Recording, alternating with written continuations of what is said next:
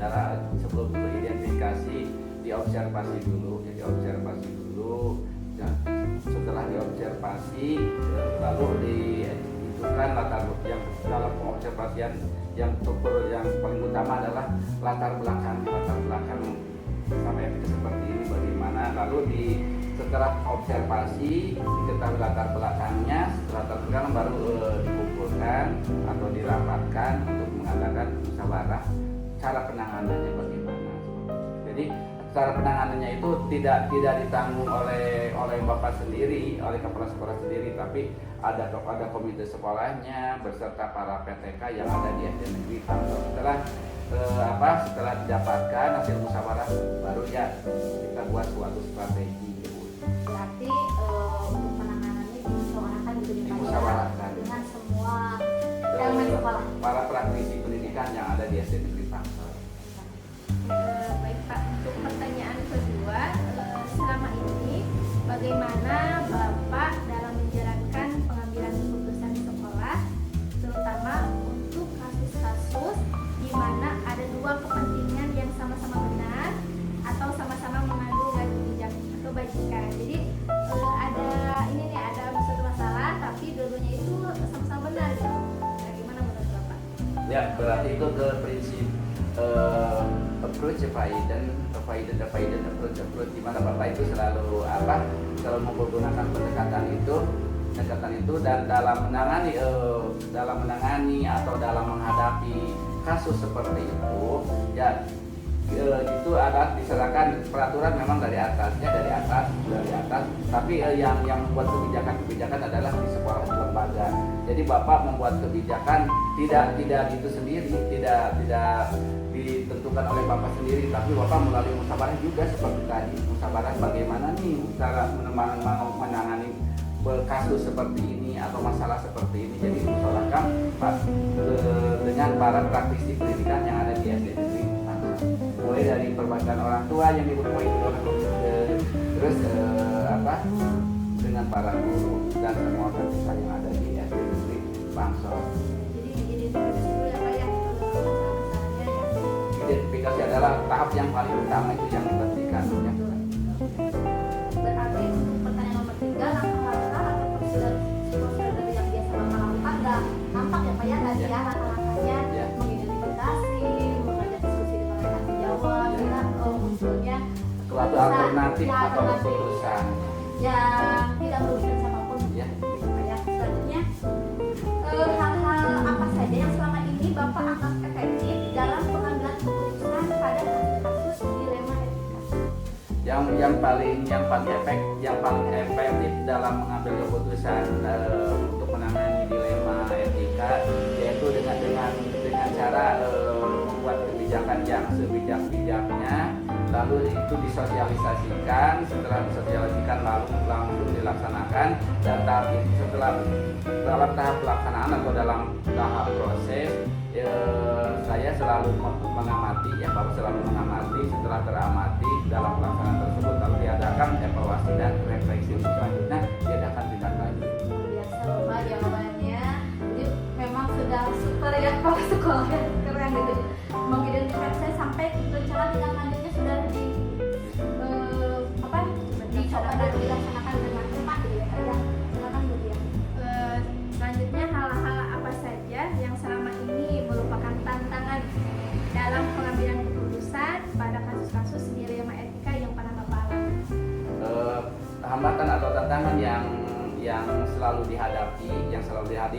dihadapi dalam menangani masalah dilema etika selalu ada, baik tantangan dari intern maupun tantangan dari intern. Tapi itu tergantung kepada kepala sekolah, di mana kepala sekolah di sini Bapak tidak bisa mengambil keputusan sendiri.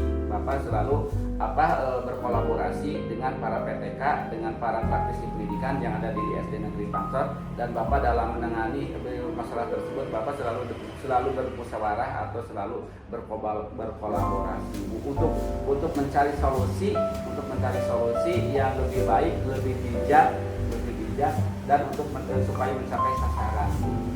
Berarti tantangannya ada di pihak luar dan pihak dalam seperti Ya, dari intern dan extern. Untuk selanjutnya Bapak, ketika Bapak menghadapi suatu masalah nih Pak dilema etika gitu, apakah dalam penanganannya ada jadwal tertentu dalam penyelesaiannya, apakah Bapak langsung menyelesaikan tepat, atau mungkin Bapak memiliki sebuah jadwal untuk menyelesaikannya, bentuk atau prosedur yang Bapak jalankan seperti apa? Untuk menangani masalah dilema etika, kebetulan yang membawakan Bapak sukses sampai menjadi kepala sekolah berprestasi untuk tingkat Kabupaten Sumedang, Bapak membawakan perspektif itu dengan judul menumbuh kembangkan budaya sekolah melalui strategi bimbingan terhadap guru secara berkala. Jadi ada sampai Bapak melangkah ya ke provinsi dan sekarang terpilih lagi untuk mewakili Cimanggu untuk Kabupaten sebagai kepala sekolah. Jadi memang Bapak selalu terjadwal ya. Ketika ada permasalahan juga menyelesaikannya secara terjadwal. Dan Bapak mengambil suatu strategi terbaru dan mungkin ini sudah banyak digunakan oleh kecamatan lain, sekolah-sekolah lain itu di Gula itu merupakan karya Bapak sendiri. Bimbingan terhadap guru secara berkala itu dapat dijadikan referensi. Bapak luar biasa ya, sangat menginspirasi kita untuk harapan. Oke, selanjutnya adakah seseorang atau faktor-faktor apa yang selama ini mempermudah atau membantu Bapak dalam pengambilan keputusan dalam kasus dilema etika? Jadi adakah yang membantu atau faktor-faktor yang mempermudah Bapak? motivator yang itu yang sudah bapak ilmu yang sudah bapak punya dari ilmu jadikan pengetahuan untuk orang lain oleh orang lain oleh para guru-guru dijadikan sebagai pengalaman dari pengalaman itulah diimplementasikan di sekolah. Luar biasa bapak. Jadi tahapannya ilmu, pengetahuan, pengalaman. Dari pengalaman langsung ke finalisasinya yaitu di implementasi. Jadi sangat ini kata-kata itu harus tahu mereka dari ilmu ke pengetahuan. Ilmu jadikan pengetahuan, dari pengetahuan kembangkan menjadi pengalaman, dari pengalaman terapkan menjadi diimplementasi. Diimplementasikan terhadap rekan sejawat. Rekan sejawat, terus para praktisi. Harus sama harus Pengalaman itu guru terbaik ya Pak ya. Ya. Bapak. Pengalaman dan pahlawan adalah guru terbaik. Selanjutnya pertanyaan terakhir Bapak, dari semua yang telah Bapak sampaikan, pembelajaran apa yang dapat Bapak petik dari pengalaman-pengalaman Bapak ketika mengambil keputusan dalam kasus dilema etika? Dalam pengalaman-pengalaman yang membuat Bapak pembelajaran bagi Bapak dan dijadikan penguatan, setelah menjadi penguatan dijadikan pengayaan oleh Bapak di sekolah ini, lalu dikembangkan pengalamannya yaitu pengalaman setelah Bapak selalu bukan menciptakan bukan menentukan, jadi menciptakan suatu pendekatan atau model atau metode di sekolah ini. Misalkan contohnya yang tadi aja digunakan dengan tertentu secara berkala. Nah, setelah sukses Bapak jadikan best practice, jadi practice ya tertentunya sekolah ini berubah. Alhamdulillah, dan sekolah ini alhamdulillah berkat pendekatan-pendekatan, model-model, metode-metode dan media-media lain yang digunakan oleh Bapak dalam menangani kasus dilema etika, membawa sekolah ini ke sukses menjadi sekolah penggerak juga di Kabupaten Sumedang. Iya, luar biasa Bapak. Jadi berdasarkan pengalaman-pengalaman Bapak ketika Bapak menghadapi suatu permasalahan dilema etika itu menjadikan pembelajaran ya Pak ya buat Bapak ke depannya dalam hal membimbing guru-guru juga ya Pak ya, untuk seperti tadi Bapak bisa menciptakan suatu metode bimbingan guru secara berkala yang digunakan di kecamatan-kecamatan yang lain ya Pak ya. Luar biasa, sangat bermanfaat sekali Bapak. Dan kita kalau nanti seandainya sudah jadi pemimpin, 5 kompetensi pemimpin khususnya kepala sekolah, kita itu jangan mau dinas tugas atau bekerja itu karena kita bukan pekerjaan tapi kita profesi ya, untuk memperlihatkan keprofesionalan kita. Jadi kita itu jangan kerja hanya lurus saja mengerjakan kedinasan kita, tapi bila mana ada tantangan harus gembira, di mana itu ada pekerjaan kita yang harus kita tangani. Ya, luar biasa Bapak. Kita cari ilmu, kita cari referensi, jadi itu jadikan pengetahuan, kita menjadi tahu, kita jadikan pengalaman, dan pengalaman itulah implementasikan kepada rekan sejawat.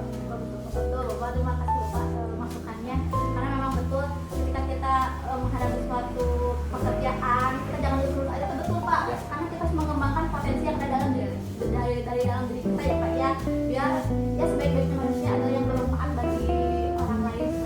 Inovatif lah, kreatif lah. Inovatif, kreatif untuk menjadi PIPP, pelopor pendidikan, pelopor perubahan PIPP-nya Bu, Pendidik Indonesia Pelopor Perubahan. Mudah-mudahan kita jadi pemimpin nantinya Amin ya Pak. yang dapat mengemban tugas berdasarkan prosedur. Bapak, terima kasih sekali, sangat menginspirasi Bapak, luar biasa. Bapak Jawaban-jawabannya sangat menginspirasi buat kami ya Bapak. Mohon maaf Bapak telah mengganggu waktunya.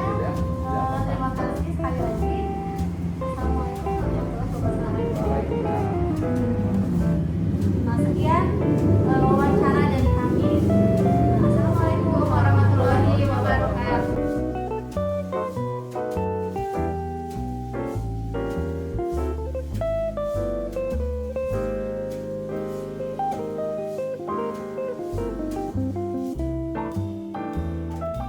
Oke, assalamualaikum Bapak. Waalaikumsalam warahmatullahi wabarakatuh. Gimana kabarnya Pak? Alhamdulillah baik. Ya, terima kasih atas keluangan waktunya telah bersedia diwawancara oleh saya terkait tugas calon guru penggerak dalam modul 3.1 yaitu mengenai pengambilan keputusan berbasis nilai-nilai kebajikan sebagai pemimpin. Nah, saya di sini mewawancarai Bapak terkait pernahkah Bapak mengalami pengalaman-pengalaman yang real, yang nyata, yang luar biasa dalam menghadapi permasalahan-permasalahan yang nanti saya dapat ambil pelajarannya yang dijadikan untuk saya nanti jika saya mungkin suatu saat nanti menjadi sebagai pemimpin gitu ya Pak ya. Langsung saja ya Pak ke pertanyaan. Selama Bapak menjabat jadi kepala sekolah, pernah tidak bagaimana Bapak mengidentifikasi kasus-kasus yang merupakan dilema etika atau bujukan moral, jadi yang sama-sama benar atau yang melanggar aturan gitu Pak? Selama kurang lebih 2,5 bulan saya menjabat sebagai kepala sekolah di SMA Negeri Cimanggung, ada beberapa kasus yang memang memilih di antara dua pilihan yang tidak mudah. Yang pertama itu biasanya pilihan karena regulasi atau peraturan, tapi di sisi lain kita juga hubungan sebagai manusia dengan rekan, itu harus mengambil kebijakan yang bisa juga dari sisi kemanusiaan. Sebagai contoh misal bahwa salah satu kewajiban pegawai negeri sipil itu harus mengisi KIMOB, kemudian juga ngisi aktivitas harian pada TRK. Ada salah satu guru di Cimanggung itu yang dalam kondisi tertentu dan dia memiliki kelemahan sehingga tidak mengerjakan KIMOB maupun mengisi TRK. Di satu sisi saya harus menegakkan peraturan bahwa itu adalah salah satu kewajiban sebagai pegawai negeri. Tapi di sisi lain karena kelemahan yang dia miliki, mau tidak mau saya juga harus mengambil keputusan yang sebenarnya lebih ke arah saya harus bijak sebagai pemimpin begitu, sehingga terkadang saya mengambil kebijakan bagaimana bahwa KIMOB dan TRK-nya dikerjakan oleh kondisi seperti itu ya Pak ya? Iya, dikerjakan oleh salah satu rekan kita yang lain begitu, karena beberapa keterbatasan yang dimiliki oleh beliau begitu. Iya Pak. Dan dalam kasus-kasus tersebut bagaimana Bapak menjalankan pengambilan keputusan di sekolah, terutama untuk kasus-kasus di mana ada dua kepentingan yang sama-sama benar. Pengambilan keputusan yang kita ambil dari sisi kemanusiaan gitu. Sebagai manusia, dia juga pegawai negeri yang butuh supaya sertifikasinya cair, KIMOB-nya juga lancar, TRK-nya juga isi ya. Mau tidak mau saya meminta bantuan orang lain untuk mengisinya begitu.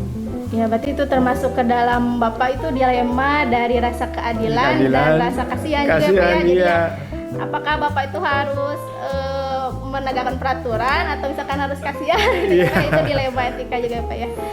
Nah, yang selanjutnya apa langkah-langkah atau prosedur yang biasa Bapak lakukan dalam pengambilan keputusan? Adakah langkah-langkahnya gitu Pak?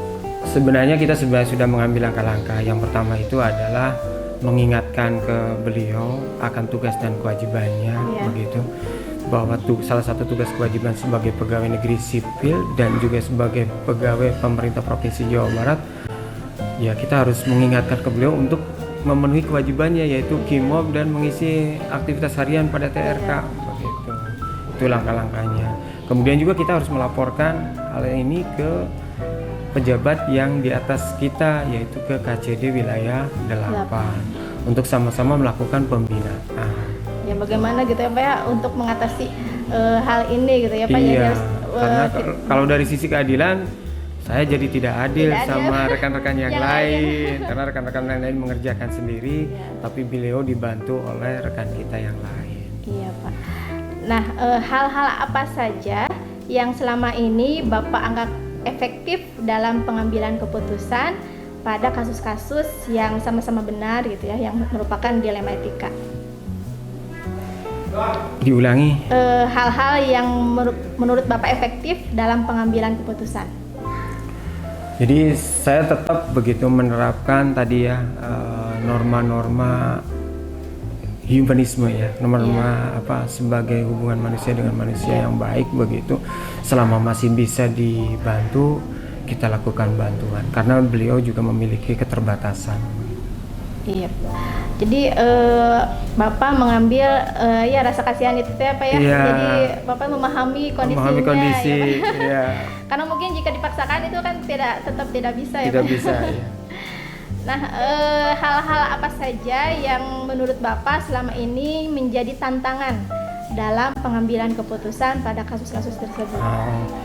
Beberapa tantangan yang terbesar secara umum kasus-kasus itu adalah kalau dihadapi di SMA Cimanggung itu adalah rasionalisasi, menganggap kebiasaan bagi seorang kepala sekolah. Nah, kebiasaan-kebiasaan ini kadang-kadang bertentangan dengan regulasi yang ada, bahwa regulasi itu bergerak sangat cepat, sementara kebiasaan-kebiasaannya masih Susah ya, tetap Pak, ya? ada dan tidak bisa dihilangkan. Iya. Sehingga terkadang kita ya melanggar regulasi ya, nah, itu. Iya, kadang memang untuk peraturan yang berubah itu kadang kita itu penyesuaiannya itu susah ya Pak ya. Iya. Bagaimana cara mengajak kita ke rekan sejawat untuk Iya. bisa memahami regulasi yang ada itu sangat susah ya Pak ya. Nah, apakah Bapak memiliki jadwal tertentu dalam sebuah penyelesaian kasus dilema etika, atau misalkan Bapak itu biasanya langsung menyelesaikannya di tempat ya, ataukah Bapak memiliki sebuah jadwal khusus untuk menyelesaikannya? Jika misalkan ada jadwal khusus, bentuknya seperti apa yang Bapak jalankan? Kalau kita harus memilih ketika menghadapi dilema etika, kita juga harus mempertimbangkan banyak hal ya. Kita baca regulasinya, kita juga mendapatkan informasi-informasi dari orang lain, kita juga konsultasi dengan yang para ahli lah, atau yang bisa memberikan masukan kepada saya begitu, sehingga orang terkait ya Pak ya? Iya, sehingga kebijakan yang kita ambil mudah-mudahan kebijakan ini bermanfaat untuk kita semua gitu. Jadi bukan semata-mata kebijakan yang datangnya dari saya pribadi. Ya, jadi kita itu memang sebagai pegawai pemerintahan harus taat pada peraturan yang ada ya dan Pak regulasi, ya? ya. Dan regulasi. Nah, menurut Bapak adakah seseorang atau faktor-faktor yang selama ini mempermudah atau membantu Bapak dalam pengambilan keputusan dalam kasus-kasus tersebut? Ada. Begitu ya. dipaparkan, Bisa Pak? faktor itu bisa rekan sejawat ya yang memberikan masukan dan pertimbangan begitu. Kemudian juga bisa dengan atasan kita, Iya. pertimbangan dari atasan juga, atau juga dari sumber-sumber yang lain yang saya baca gitu, saya pelajari dan saya pahami tentang regulasi. Bisa juga dari hasil musyawarah Iya, dengan orang-orang musyawarah terkait ya, Pak dan ya? orang-orang yang sekitar kita. Jadi bisa membantu atau memberikan Masukan. pencerahan gitu ya, Iya. masukan bagaimana nih cara mengambil keputusan Iya. dalam masalah seperti ini gitu. Nah, dari semua yang pernah Bapak alami, permasalahan-permasalahan yang pernah Bapak alami, pembelajaran apa yang sampai saat ini Bapak bisa ambil dari permasalahan-permasalahan yang pernah Bapak alami? Pembelajaran yang kita dapatkan bahwa ternyata bahwa untuk menghadapi dinamika perubahan regulasi terhadap tadi rasionalisasi yang dimiliki oleh kawan-kawan itu memang harus dilakukan perubahan yang tidak secara frontal. Dari ada menjadi tidak ada itu sesuatu yang tidak mungkin, tapi sedikit demi sedikit Bertahap ya, harus Pak ya? dikurangi, dieliminir begitu sampai ketemu pada satu titik memang kita harus taat dengan peraturan atau regulasi. Iya.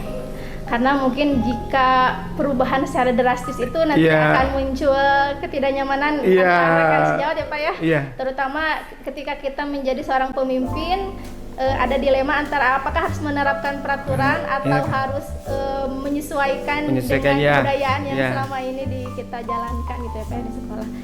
Nah, alhamdulillah ya Pak, terima kasih atas waktunya. Mudah-mudahan dari apa yang telah Bapak paparkan Iya. bisa menjadi pelajaran untuk saya jika suatu saat nanti saya menjadi seorang pemimpin di lingkungan yang besar ataupun Amin. setidaknya saya sekarang menjadi pemimpin di kelas ya Pak ya. Iya. Tapi mungkin nanti suatu saat nanti saya bisa menjadi pemimpin yang lebih luas lagi seperti Bapak dan bisa mengambil pelajaran-pelajaran yang Bapak telah paparkan tadi. Semoga saya bisa menjadi pemimpin yang adil gitu ya Pak ya, yang Amin. bisa bisa menegakkan aturan yang baik, bisa juga berhubungan baik dengan rekan sejawat di sekolah juga. Terima kasih atas waktunya. Mohon maaf sudah mengganggu waktu istirahat Bapak. Ya, sekian dari saya Pak. Assalamualaikum warahmatullahi wabarakatuh. Waalaikumsalam warahmatullahi wabarakatuh.